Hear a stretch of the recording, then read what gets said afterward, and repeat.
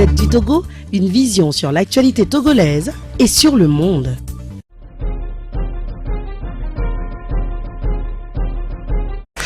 Bien, merci.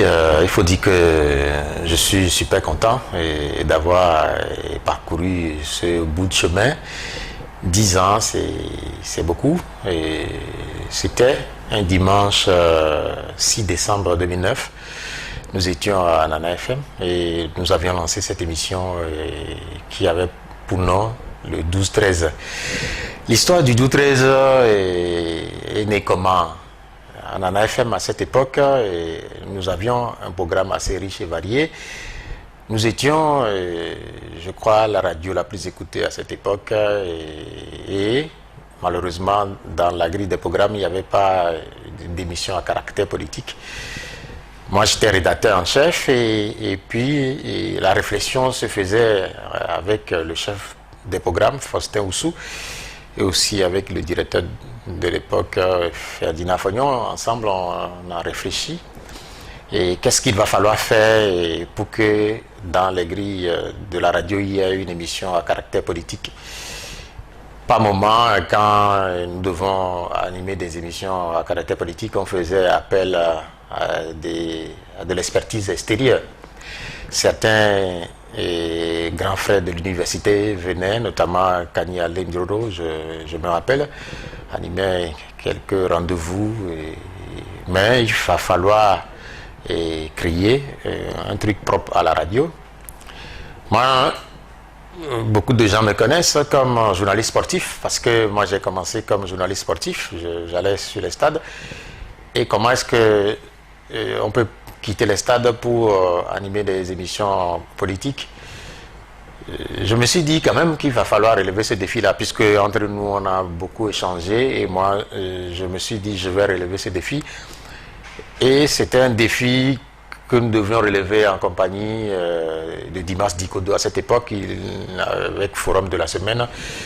L'idée de faire une émission ensemble avec un journaliste de la presse écrite et puis plus tard avec un journaliste de la télévision, puisque je pensais que l'émission qui est réalisée dimanche, cette émission peut être retranscrite dans les organes de presse le lendemain lundi, notamment dans Forum, et puis portée sur une télévision le lundi soir ou mardi, pourquoi pas. La discussion a commencé et le 6 décembre, effectivement, on a pu lancer cette première émission avec Dimas Dikodo et l'invité de cette époque, c'était l'ancien Premier ministre Aguilé Kodio. Cette émission avait été lancée et le nom 12-13 simplement parce que l'émission commençait à 12h et ça finissait à 13h.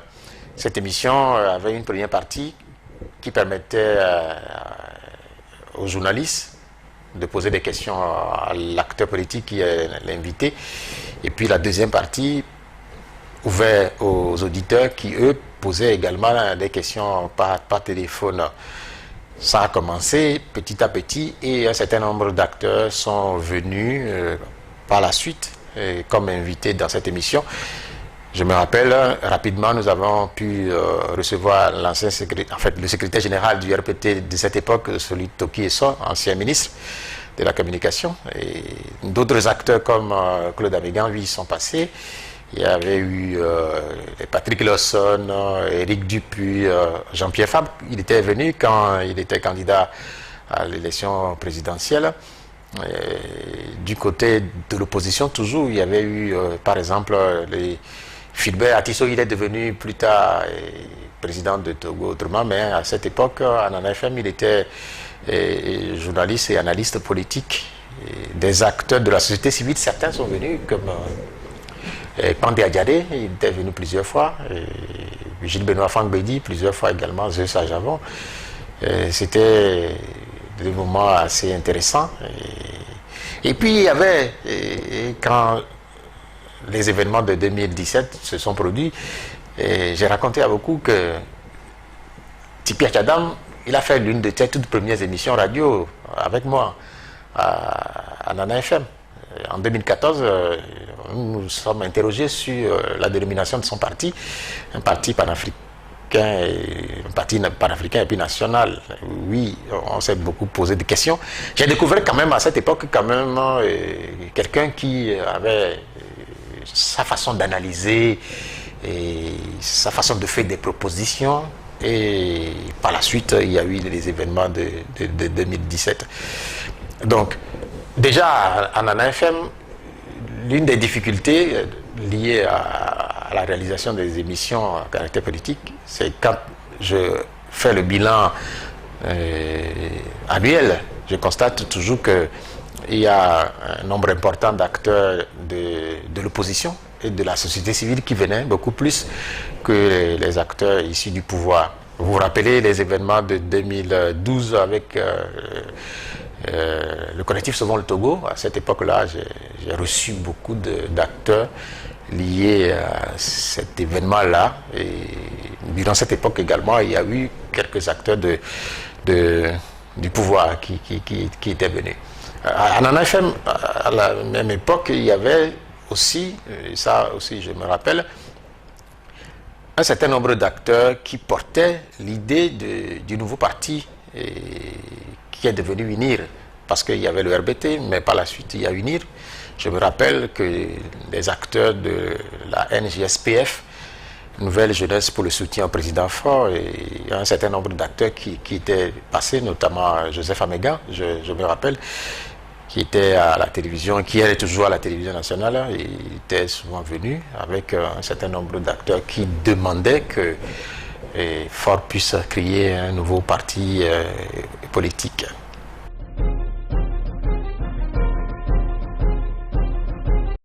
C'est clair que moi je connais beaucoup mieux le monde politique togolais. Je ris des fois quand j'entends des gens facilement analyser et conclure un certain nombre de séquences de notre situation politique. Parce que je discute avec les acteurs à travers les questions à l'antenne, mais je discute également avec les acteurs en off, comme on le dit, une fois les micros éteints. Dans le bureau ici, on échange beaucoup.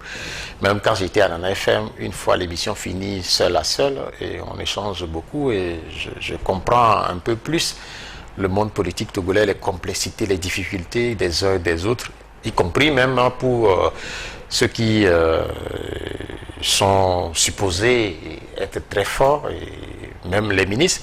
Et ce n'est pas facile des fois pour eux.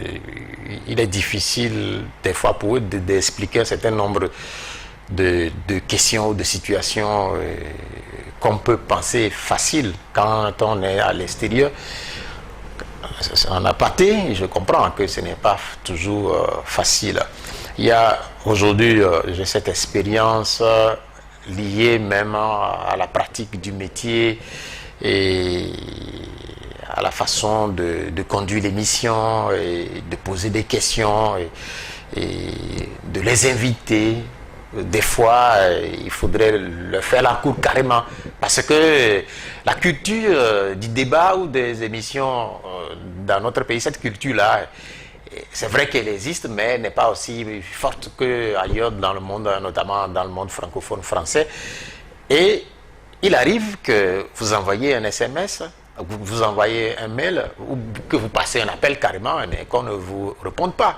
Parce que l'acteur politique, à ce moment précis-là, n'a pas besoin de vous, n'a pas besoin de communiquer. Donc, quand vous, par exemple, vous l'appelez, il peut ne pas répondre. Mais le même acteur peut, 2 semaines après, vous courir après, parce qu'à ce moment précis-là, lui, il a des messages à faire passer. Donc, j'ai cette expérience-là et j'essaie de conduire tout ça là avec beaucoup de tact pour ne pas froisser les gens. Mais ce qu'on retient en tant qu'animateur, c'est des fois la frustration qu'on a. Quand par exemple, vous passez 2, 3, 4 coups de fil à un acteur, vous savez qu'en ce moment-là, c'est lui qu'il faut inviter à l'émission, mais que vous l'appelez et qu'il ne réponde pas, qu'il ne décroche pas votre appel, que vous lui passez un message, un deuxième message, qu'il ne réponde pas. Oui, ça frise des fois le mépris, mais le problème est que c'est le métier que nous avons choisi d'exercer. Parce que là, vous êtes en difficulté, Mais malheureusement, vous êtes obligé, comme on le dit, de boucher les oreilles et de continuer. Sinon, si on doit s'en tenir à ces différentes différentes difficultés ou faiblesses, manquements dans les contacts que nous avons avec les acteurs politiques, et les émissions à caractère politique n'allaient plus exister.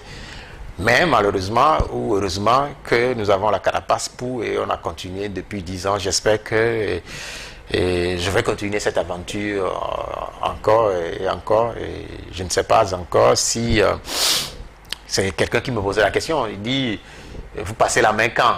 Je ne sais pas. J'aurais bien aimé parce que, vous savez, ça fait 10 ans de privation de week-end en réalité. Parce que quand vous faites les émissions là, les dimanches, et vous commencez par préparer l'émission depuis vendredi, surtout que moi-même, je me suis imposé une particularité, à savoir introduire l'émission d'une certaine manière. Cette marque de fabrique fait que je suis obligé de commencer par imaginer quelle va être la meilleure attaque, comment agencer les différentes séquences de l'actualité pour faire finalement un bloc monolithique et pouvoir le vendre dimanche en début d'émission. Parce que beaucoup de gens me parlent de l'émission, mais beaucoup de gens me parlent de cette émission aussi parce que j'ai cette manière de l'introduire qui est spécifique d'abord au 12-13 et puis aujourd'hui au D12. Oui, passer l'émission à un jour, c'est clair que nul n'est indispensable comme on le dit, et quand le moment viendra, quelqu'un d'autre fera ce type d'émission. Et j'ai constaté aussi que de plus en plus d'émissions à caractère politique se font autour de midi maintenant les dimanches. Donc cela, c'est clair que stratégiquement dimanche midi, c'est un très bon moment et les gens reviennent de l'église. Et les gens commencent par manger pour ceux qui ont déjà le repas de près et ils écoutent la radio. On me raconte plusieurs anecdotes. On me raconte plusieurs anecdotes à propos du 12-13 et puis par la suite du D12. Et quelque part, on me dit, dans la zone d'Ablogamé, il y a un certain nombre de personnes qui se réunissent les dimanches autour du vin ou de la bière, spécialement pour écouter l'émission et ouvrir le débat par la suite. C'est-à-dire que les dimanches, ils ont trouvé ce créneau-là, autour de midi, ils sont là, ils allument la radio, ils écoutent l'émission, et par la suite, il y a un débat qui est conduit autour des interventions de l'interviewé, de l'intervenant ou de l'invité. Et ce qu'il a dit de bon, ce qu'il a dit de mauvais, comment est-ce qu'il a répondu aux questions, est-ce qu'il a été convaincant ou pas. Donc, on me raconte ça. Il y a une jeune dame qui m'a dit que non, mais en fait, est-ce que je sais que son papa, lui, autour de midi, ne mange pas parce qu'il est concentré sur cette émission, on ne le dérange pas, il est sous son arbre là, à midi jusqu'à 13h quand j'étais à Nana FM et puis maintenant jusqu'à 13h30 pour écouter l'émission et puis c'est juste après l'émission que soit il prend sa bière ou il fait autre chose. L'émission même qui a quitté Nana FM, parce que j'ai quitté Nana FM pour Pyramide, c'était 1h. Et puis après, c'est passé à 1h30 parce qu'un certain nombre d'auditeurs voulaient qu'on ait un peu plus de temps pour poser des questions, pour intervenir dans le débat. Et quand c'est arrivé à Pyramide, où j'occupe actuellement le poste de directeur, j'ai changé de dénomination tout naturellement. L'émission ne s'appelle plus D12-13, mais c'est D12. Et simplement parce que ça commence à 12h, qui est le 12, mais que c'est un dimanche, qui est le D. Donc c'est D12, et ça fait 1h30 d'émission. Et depuis qu'on est ici, j'avoue aussi que j'ai constaté le même engouement. Les acteurs sont venus, beaucoup sont déjà venus. Et ici, l'émission a coïncidé un peu avec des périodes difficiles de 2017-2018. Et j'ai pu aussi ici recevoir un certain nombre d'acteurs, que ce soit de l'opposition ou du pouvoir. Ici, déjà, j'ai eu Florent Maganawe qui était passé, l'ancien ministre Sessenou, Maître Sessenou, et il était passé ici. Et il y a Gilbert Bara qui était naturellement venu, Madame Lissine Agnelé, et il était également venu ici. Puis un certain nombre d'acteurs du pouvoir qui sont déjà passés. Les traditionnels acteurs de l'opposition sont déjà venus ici, Patrick Lawson, Éric Dupuis, Maître Yaovi Agboibo, Messan Agbome Kodjo, et Brigitte Adjamagbo Johnson, Claude Ameganvi, Nathaniel Olympio, ils sont déjà passés. Et puis quand je parle de Nathaniel Olympio, il y a cette anecdote-là par rapport à son frère Alberto, lié à l'élection présidentielle de 2015. Quand il était rentré, il avait, et ça, j'avoue quand même que c'est nouveau. Il y avait cette histoire de livre qui était lancée, et puis on m'a soufflé à l'oreille qu'il voulait passer dans une émission de grande écoute, et il a choisi le 12-13. Je l'ai reçu dans cette émission, et à un moment donné de l'émission, il m'a dit ceci: écoute, Pierrot, je reviendrai ici l'année prochaine comme président de la République. J'étais surpris et je lui ai dit, vous dites? Il me dit, je vous répète que je reviendrai ici l'année prochaine comme président de la République. Je repose la question, vous connaissez bien le Togo? Il dit non, je connais très bien le Togo. J'ai déjà sillonné le pays, j'étais au nord, je suis actuellement dans les régions du sud. Je dis, mais je ne parle pas de ça. Je dis, est-ce que vous connaissez bien le Togo? La suite de l'histoire, c'est qu'il n'est pas devenu président de la République. Et ça, je l'ai rappelé la dernière fois à Ekouk Bouda, candidat à l'élection présidentielle. Je l'ai reçu ici à Pyramide il y a quelques semaines. Lui aussi m'a dit la même chose.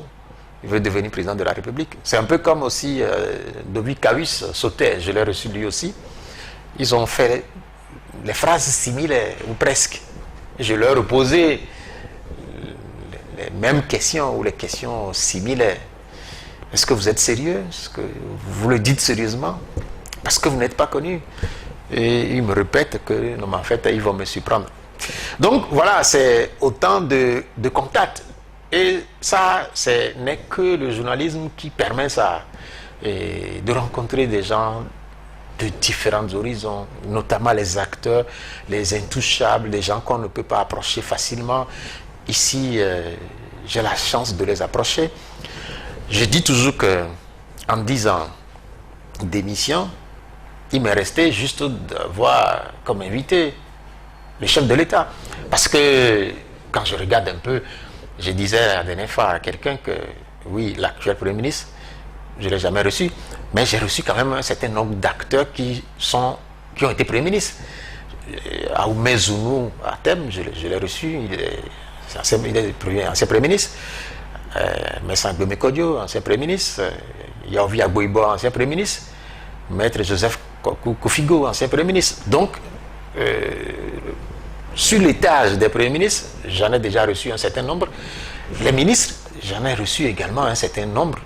Soit ils sont ministres en fonction, comme le ministre Bruce Broom, ministre de l'enseignement supérieur, et quand il était en fonction, je l'ai reçu. Ou par exemple Dossé Agnon, ancien ministre, je l'ai reçu ici. Donc il y a ça, j'ai reçu tout ce beau monde.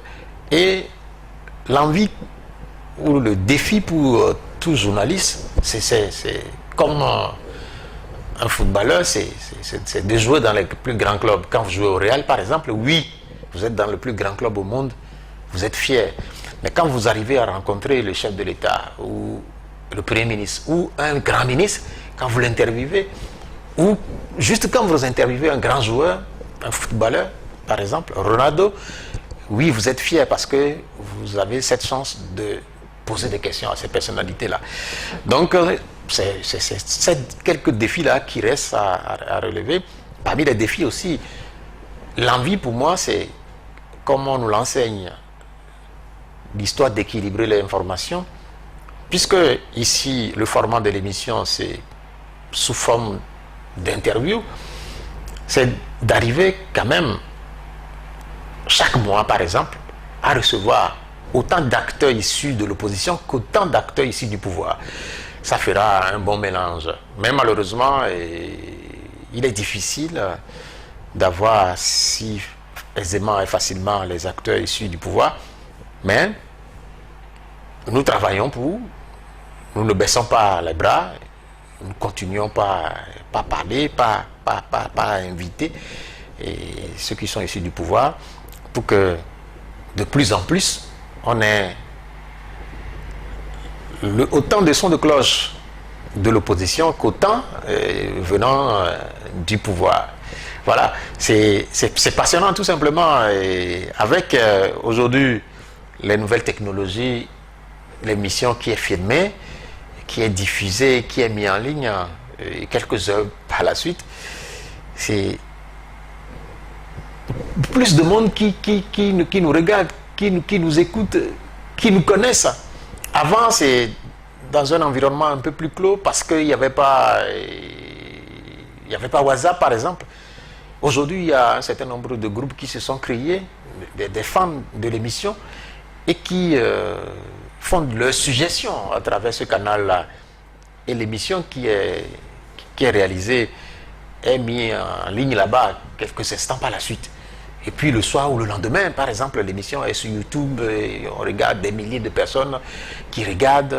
Ils sont soit en Europe ou ailleurs dans le monde, aux États-Unis.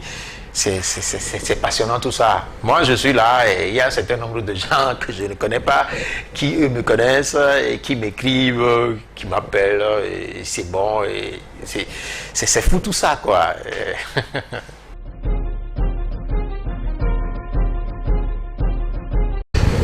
Oui, en fait, ces commentaires, globalement, pour ce qui me concerne, me confortent dans ce que je fais, parce que beaucoup de gens apprécient ce que je fais, la manière dont je conduis les émissions, parce que ça aussi, c'est...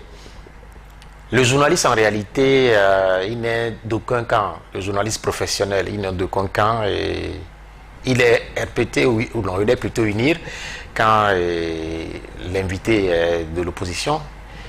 Il est de l'opposition quand l'invité est du pouvoir. En réalité, il est tout le monde à la fois. Et il est le porte-parole de tout le monde. Ce qui fait que dans l'émission, il y a un certain nombre d'acteurs qui me disent « Finalement, Pierrot, tu es de quel côté ?»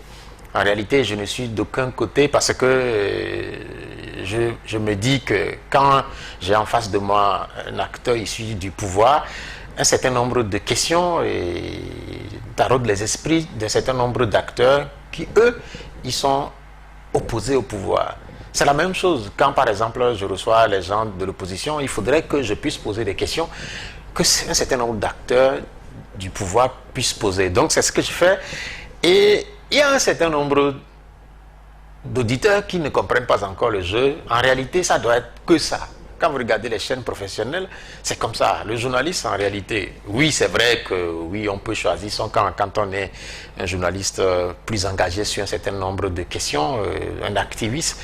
Mais ce que moi je fais, c'est d'être là au centre et poser des questions qu'un certain nombre d'acteurs doivent poser.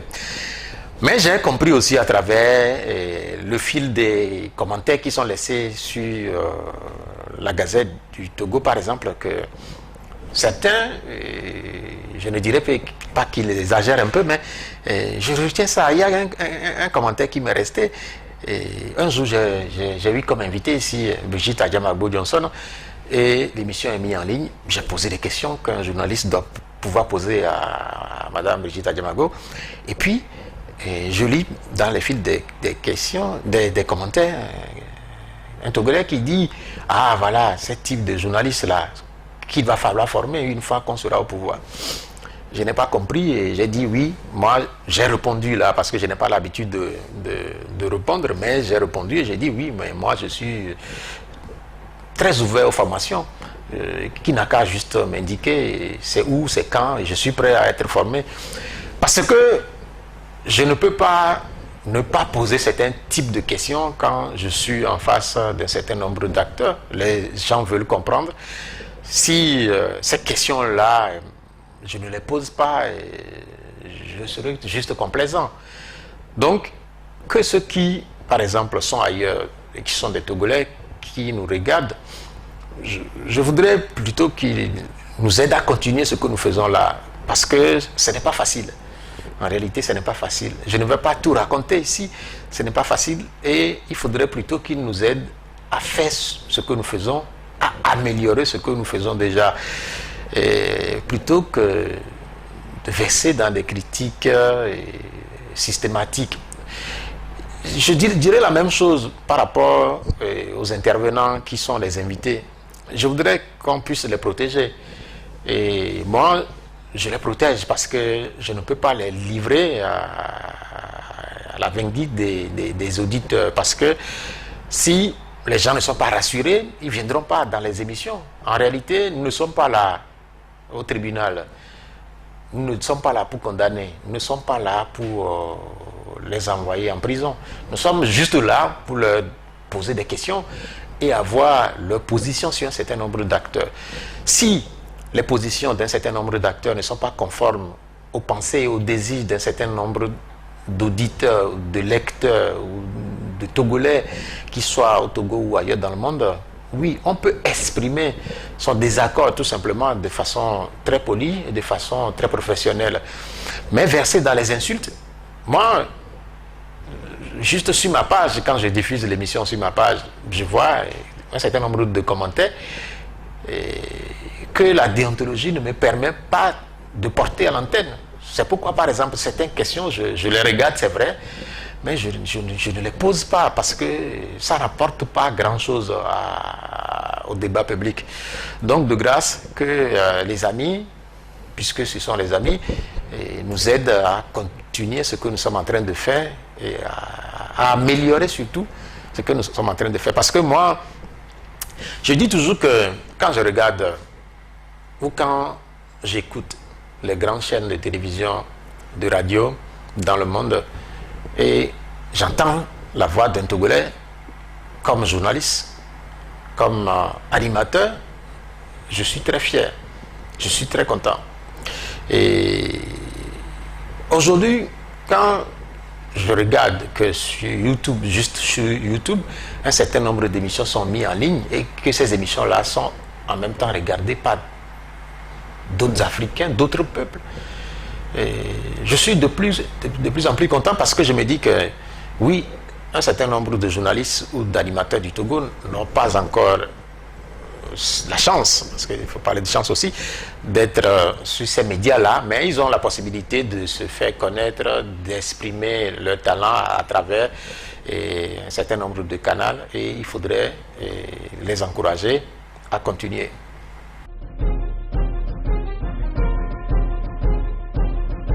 Non, juste leur dire de nous continuer par nous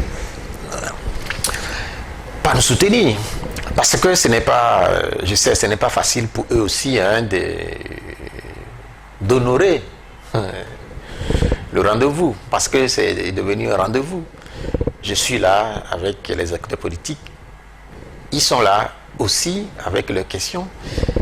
Nous ne ferons rien sans eux parce que quand on fait la radio, s'il n'y a pas d'auditeurs, quand on fait la télé, s'il n'y a pas de téléspectateurs, c'est en vain. Donc on ferait ces émissions-là. Donc je voudrais les féliciter parce que j'ai constaté que depuis 2009, un certain nombre de ces auditeurs-là nous sont restés fidèles. Je ne peux pas les énumérer ici, je ne peux pas donner le nom parce qu'ils sont nombreux, ils sont beaucoup. Ils nous écoutent à travers les quartiers de Lomé, dans la région maritime, aussi de plus en plus à travers tout le Togo parce que l'émission est partagée dans les groupes WhatsApp, sur les réseaux sociaux, dans les pays africains parce qu'un certain nombre de Togolais ou de compatriotes africains nous regardent notamment sur ma page Facebook ou sur YouTube.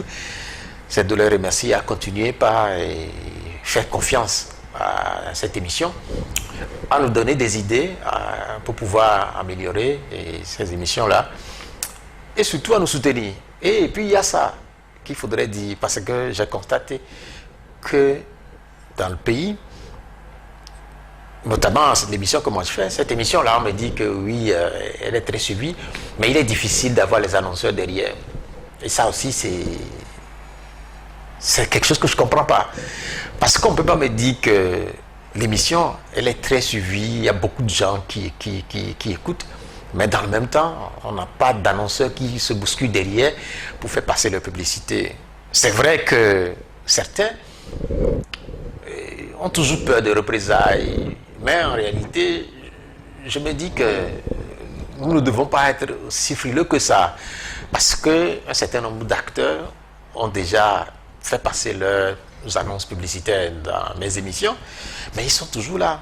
Donc c'est le lieu d'inviter ceux qui sont les responsables des sociétés d'État, les responsables des sociétés privées et des bonnes volontés à faire passer les différentes annonces dans ces émissions et à nous soutenir surtout, parce que je parle de ça, à nous soutenir matériellement et financièrement et même spirituellement, parce qu'une émission qui dure 10 ans, ce n'est pas évident. Je sais que les émissions naissent et un certain nombre meurent très rapidement et à coup de chemin.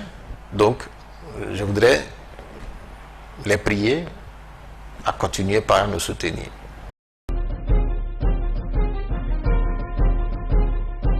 Non, mais en fait, moi, je suis resté le même. Oui, à la base, j'étais le rédacteur en chef quand je faisais l'émission en ANFM. Aujourd'hui, ici, je suis le directeur. Mais je suis plus dans la peau du journaliste quand je viens à l'émission. Et je demande au cours des réunions de programme et des conférences de rédaction de faire les mêmes critiques pour mes émissions que c'est fait pour les autres émissions et journaux de la radio. Parce que ce n'est pas parce que c'est le journaliste, c'est le directeur et qu'il est un intouchable. En fait, c'est comme ça que moi je pense. Là, si vous acceptez présenter les journaux ou présenter les émissions en étant dans la peau du directeur, vous devez respecter les règles telles que c'est défini par notre métier. Ce n'est pas parce que vous êtes directeur que vous devez vous permettre tout. Donc, j'observe scrupuleusement les règles de déontologie et d'éthique telles que c'est défini pour le journaliste. Parce que à la base, je suis journaliste. Je suis devenu directeur, mais je suis dans la peau du journaliste. Voilà.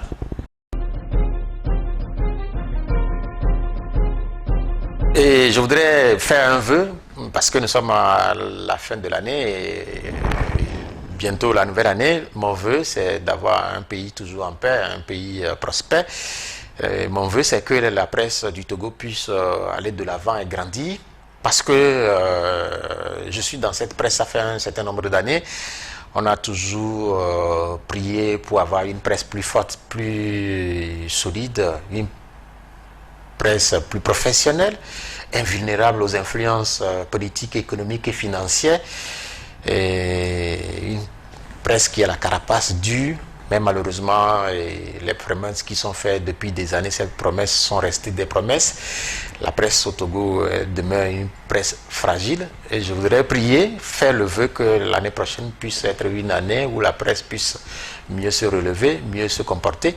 Spécifiquement à la Gazette du Togo, je voudrais également lancer un appel et aux bonnes volontés à pouvoir soutenir cette équipe qui se bat avec les moyens de bord, et que la prière et que les dieux du Togo puissent nous accompagner tous à vivre une année de paix, une année de santé et une année où nous allons pouvoir, comme chaque année, la passer, atteindre l'année 2021 par la suite.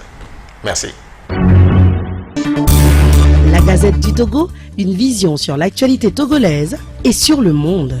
Rejoignez-nous sur le www.lagazettedutogo.com ou sur nos comptes Facebook, Twitter et YouTube. Pour tout contact, écrivez à contact@lagazettedutogo.com ou appelez le 92 80 88 53. La Gazette du Togo, c'est l'information en continu.